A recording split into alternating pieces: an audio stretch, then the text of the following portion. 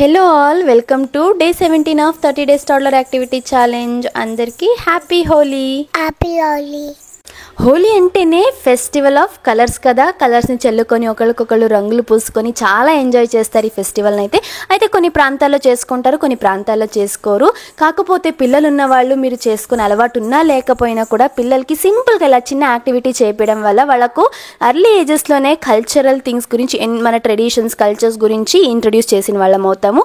ఇది జస్ట్ ఒక యాక్టివిటీ లాగానే కాక పిల్లలకి దీనివల్ల చాలా బెనిఫిట్స్ ఉన్నాయి. ఏంటి అంటే అవి సెన్సరీ స్టిమ్యులేషన్కి, వాళ్ళ కాగ్నిటివ్ స్కిల్ డెవలప్మెంట్కి హెల్ప్ఫుల్ అవుతుంది, వాళ్ళ ఫైన్ మోటార్ స్కిల్కి హెల్ప్ఫుల్ అవుతుంది. అలాగే ఎమోషనల్ ఎక్స్ప్రెషన్ ఎవరైతే యాక్టివిటీ చేపిస్తారో అంటే పేరెంట్స్, గ్రాండ్ పేరెంట్స్ ఎవరితో అయితే యాక్టివిటీ చేస్తారో వాళ్ళ మధ్యలో బాండింగ్ కూడా డెవలప్ అవుతుంది.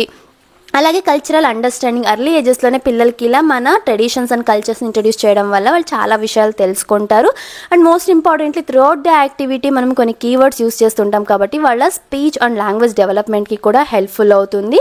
ఈ యాక్టివిటీకి కూడా చాలా సింపులే, ప్రిపరేషన్ టైం కూడా ఎక్కువ ఏమీ పట్టదు. ఒక వైట్ చార్ట్ని తీసుకొని అవుట్డోర్స్లో ఎక్కడైనా సెలఫిన్ టేప్తో ప్లేస్ చేసేసి మనకు ఆర్గానిక్ కలర్స్ చాలా వరకు దొరుకుతున్నాయి. ఒకవేళ దొరకలేదు అంటే పసుపు కుంకుమ అయినా సరే తీసుకొని బాగా నీళ్ళలో మిక్స్ చేసి, మనకు వాటర్ గన్స్ దొరుకుతాయి పిల్లలకి చాలా కలర్ఫుల్గా బాగా ఉండవు. చిన్న చిన్న వాటర్ గన్స్ ఇచ్చి వాళ్ళకి స్ప్రే చేయమంటే వాళ్ళలో ఉన్న క్రియేటివ్ స్కిల్ కూడా డెవలప్ అవుతుంది. అలాగే మన ట్రెడిషన్ ఇంట్రడ్యూస్ చేసిన వాళ్ళం అవుతాము. అండ్ మోస్ట్ ఇంపార్టెంట్లీ పిల్లలకు ఖచ్చితంగా హోలీ ఎందుకు సెలబ్రేట్ చేసుకుంటాము, దీని వెనకాల ఉన్న స్టోరీ కూడా మీరు చెప్పడానికి ట్రై చేయండి.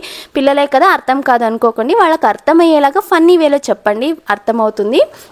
ఎంతో కొంత అయితే తెలుసుకుంటారు కదా. మనకు ఈ హోలీ స్టోరీస్ అయితే చాలా రకాలు, అంటే 2-3 స్టోరీస్ కూడా ఉన్నాయి, కృష్ణుడిది, శివునిది. కాకపోతే మనకు బాగా ఫేమస్ అయ్యి అండ్ స్కూల్స్లో కూడా ఎక్కువ వరకు ఈ స్టోరీనే చెప్తారు. ప్రహ్లాదుని స్టోరీ మీ అందరికీ తెలిసే ఉంటుంది, బట్ ఎవరైనా తెలియని వాళ్ళ కోసం అయితే నేను చెప్తాను. ఇక్కడ హిరణ్యకశపుని కొడుకు ప్రహ్లాదుడు.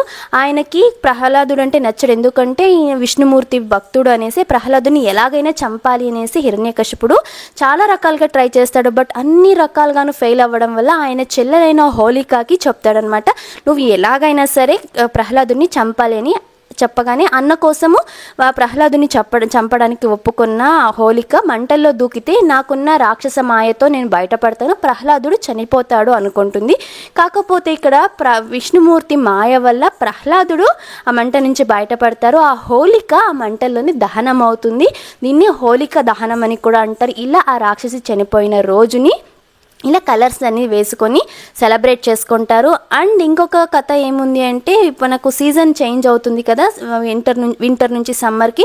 ఈ టైంలో ముందు కాలంలో అంతా కూడా కలర్స్ని చెట్ల వేర్లు వాళ్ళ స్టెమ్ నుంచి తయారు చేసేవాళ్ళు. సో ఆర్గానిక్ కలర్స్ని ఇవి మనం స్ప్రే చేసుకున్నప్పుడు, పూసుకున్నప్పుడు మనలో ఇమ్యూన్ సెల్స్ డెవలప్ అయ్యి ఇమ్యూనిటీ డెవలప్ అవుతుంది.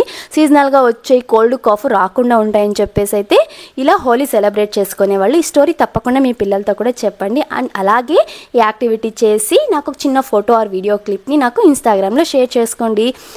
ఇది ఇవాల్టి యాక్టివిటీ. అయితే కలుద్దాం రేపటి యాక్టివిటీతో. Thank you for watching. Bye bye.